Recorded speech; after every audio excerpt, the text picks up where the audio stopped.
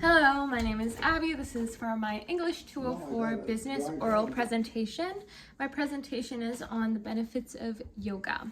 So here today I have my grandpa, my stepmom, and my brother-in-law here for my bonus points for the oral presentation at home.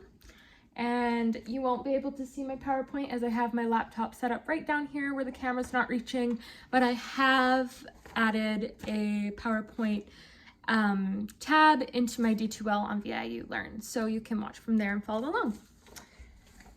So, hello everybody, my name is Abby, and today I'm going to be presenting to you my presentation on yoga and its benefits. So, what is yoga? Well, yoga originated in Central Asia approximately 5,000 years ago, and it was invented to be a mind and body therapy. You can think of yoga as a full 360-degree musculoskeletal workout for your body. It leads to greater strength, balance, and flexibility as you practice. Its practice is described as more of a lifestyle rather than a hobby or a sport, because it's considered a spiritual journey that someone has with themselves.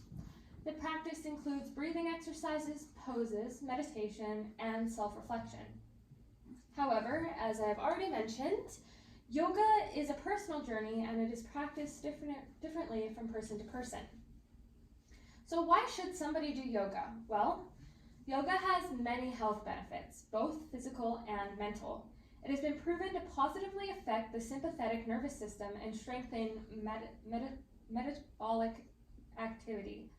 It is therapeutic disciplines such as breathing techniques and meditation have been proven to empower yogis and boost confidence. Low back pain, arthritis, migraines, headaches, irritable bowel syndrome, insomnia, stress, anxiety, and depression are all problems that yoga has been proven to help with.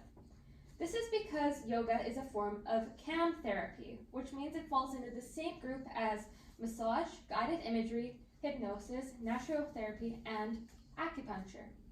In cancer patients, yoga has proven to be a great aid. It has increased sense of peace and tranquility, fewer cancer and treatment-related symptoms, and improved sleep quality and mood.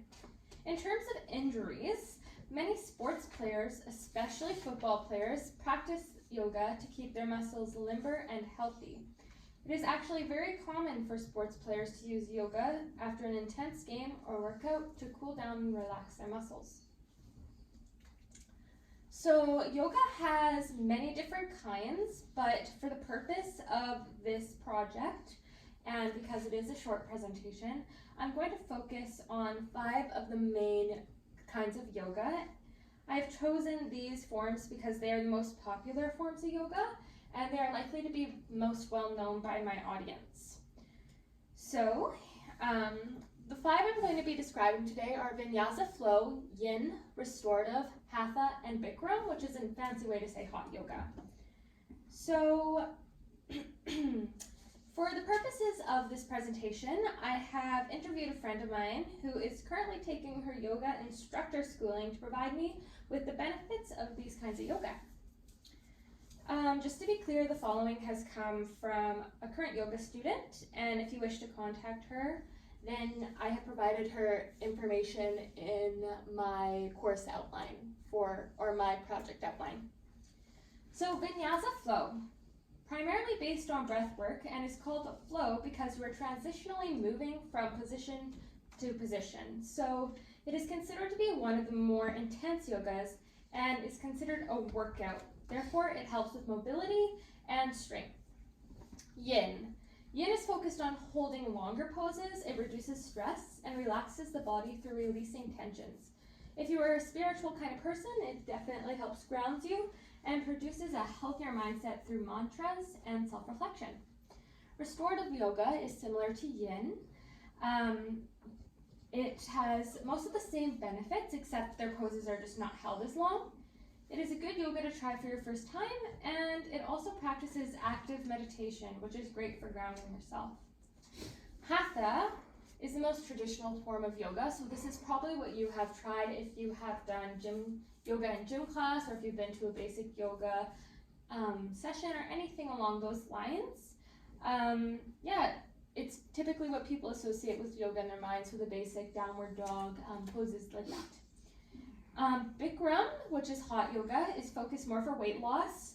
The heat in the room releases a lot of toxins in your body that you're constantly sweating in the hot environment.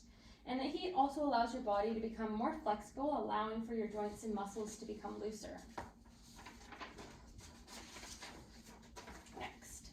So yoga is actually a very welcoming kind of lifestyle. Even those with little experience are encouraged to begin their spiritual journey in the world of yoga, whether you are a beginner or an expert who has tried a million times. So children can often be hyper and energetic, and yoga student that I interviewed says by involving your child in yoga classes, it can help become more self-aware and actually improve their ability to focus. Yoga appears to be an effective modality for helping children cope with stress and anxiety, according to Natha Kumar 2017, which can ultimately help with a lot of social settings. As well as seniors. Seniors, as we all know, often become sore with age and lose mobility, making yoga a great lifestyle for them to adapt to. Yoga can be extremely beneficial for seniors as it moves muscles and keeps the body active. A great alternative form of yoga for seniors is actually known as chair yoga, where they use a chair for support and comfort while stretching and doing the poses. Chair yoga has been proven to help seniors with osteoarthritis, which is the #1 musculoskeletal disorder in humans, by relieving pain and stiffness.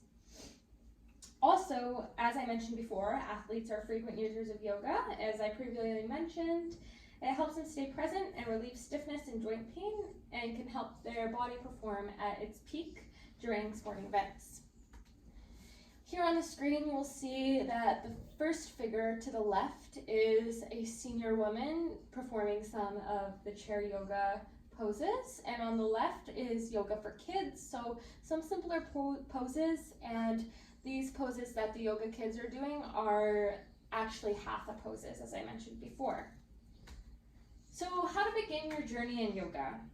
Well, here in Nanaimo, we have Town Yoga, which is downtown, and I believe they actually do classes for $12 for students, so that's a great way to get started. The IU Recreation, the gym here at our school, also does have these options, but you have to be sure to sign up right away or else the classes often get canceled. Moto Yoga and Bend Over Backwards Yoga are in North End Nanaimo, where you can get started as well. And if you're feeling a little bit insecure, you can do at-home yoga through step-by-step instructional videos on streaming platforms such as YouTube, or even looking up a picture of poses that transform into almost like a vinyasa flow, and following that through things like Pinterest. If you do plan to do that, I would strongly recommend Yoga with Adrienne, because she's my favorite and she has a yoga routine for anything online. So, conclusion is relax yourself and open your mind and try something new. And I would like to end my presentation with a yoga greeting, which is Namaste, and Namaste significance is actually at the end of a yoga session. The leader will often say Namaste to say thank you for joining me on my journey, and that they respect you and your ability to come out and finish and do the workout with them. So, Namaste. Are there any questions or comments? Namaste. Good job. Okay, thank you. Okay, thank you very much. Good job, hun. Give the poor dog a bowl.